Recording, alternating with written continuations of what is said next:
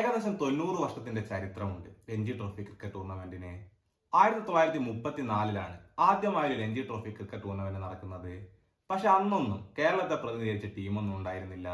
പിൽക്കാലത്ത് 1957 ആദ്യമായി Travancore Kochi cricket team എന്ന പേരിൽ കേരളത്തിന് വേണ്ടി ഒരു ടീം രഞ്ജി കളിക്കാൻ ഇറങ്ങുന്നത്. പിന്നീടുള്ള രഞ്ജിയുടെ ചരിത്രം പരിശോധിച്ചാൽ ഒരു തവണ പോലും കിരീടം നേടാൻ കഴിയാത്ത ടീമാണ് കേരള ക്രിക്കറ്റ് ടീം. രഞ്ജിയുടെ മൊത്തം കണക്ക് പരിശോധിക്കുമ്പോൾ 42 തവണ കിരീടം നേടിയ മുംബൈ ടീമാണ് ഏറ്റവും കൂടുതൽ തവണ രഞ്ജി ട്രോഫി കിരീടം ഉയർത്തിയ ടീം എന്ന് പറയുന്നത്.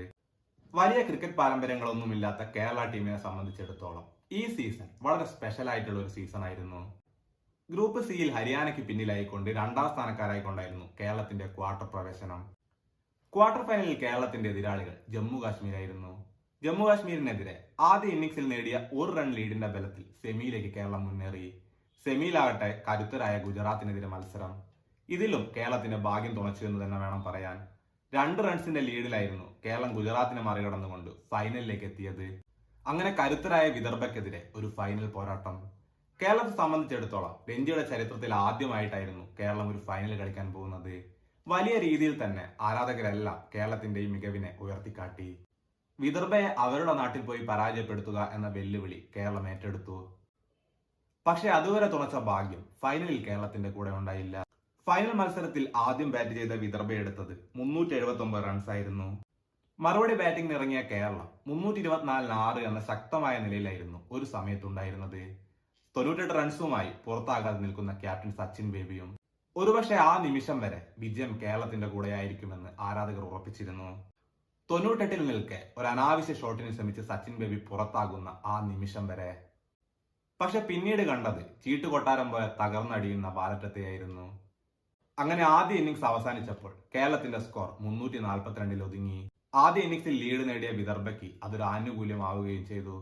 അതുകൊണ്ട് തന്നെ 2ാം ഇന്നിംഗ്സിൽ ഒരു സമനിലയിലേക്ക് എന്നോണമായിരുന്നു വിദർഭയുടെ ബാറ്റിംഗ്. കാരണം ആദ്യ ഇന്നിംഗ്സിൽ നേടിയ ലീഡിന്റെ ആനുകൂല്യം മാത്രം മതിയായിരുന്നു വിദർഭയ്ക്ക് രഞ്ജി ട്രോഫി കിരീടം ഉയർത്താൻ. പക്ഷെ വിദർഭയുടെ 2ാം ഇന്നിംഗ്സ് തുടങ്ങിയത് തന്നെ ഒരു പരുങ്ങലോടെയായിരുന്നു. 7 റൺസിൽ നിൽക്കെ അവരുടെ 2 വിക്കറ്റുകൾ വീണു. എന്നാൽ കരുൺ നായരും ഡാനിഷ് മാൽവാറും നിലയുറപ്പിച്ചതോടെ കേരളത്തിന്റെ പ്രതീക്ഷകൾ ഏറെക്കുറെ അസ്തമിച്ചു എന്ന് തന്നെ വേണം പറയാൻ.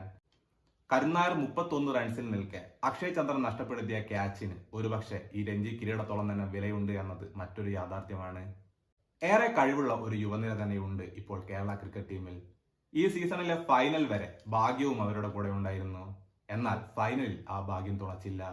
രഞ്ജി ട്രോഫിയുടെ ഫൈനലിൽ കേരളം വീണു. രഞ്ജി ട്രോഫിയുടെ ഫൈനലിൽ, സന്തോഷ് ട്രോഫിയുടെ ഫൈനലിൽ, അങ്ങനെ ഇക്കുറി ഫൈനലുകളിൽ വീഴാനാണ് കേരളത്തിന്റെ വിധി. ISLലെ കേരള ബ്ലാസ്റ്റേഴ്സ് ആകട്ടെ പ്ലേ ഓഫ് പോലും കാണാതെ പുറത്താവുന്ന സ്ഥിതിയും അപ്പുറം നിൽക്കുന്നുണ്ട്. എങ്കിലും കേരള ക്രിക്കറ്റ് ടീമിനെ സംബന്ധിച്ചിടത്തോളം ഇതൊരു പുതു ഉണർവാണ്. ഇവിടെ നിന്ന് നമുക്ക് തുടങ്ങാം. വരുന്ന സീസണിൽ രഞ്ജി കിരീടം നമ്മൾ ഉയർത്തുമെന്ന പ്രതീക്ഷകളോടെ. കൂടുതൽ ക്രിക്കറ്റ് വാർത്തകൾക്കായി ഈ ചാനൽ മറക്കാതെ സബ്സ്ക്രൈബ് ചെയ്യൂ.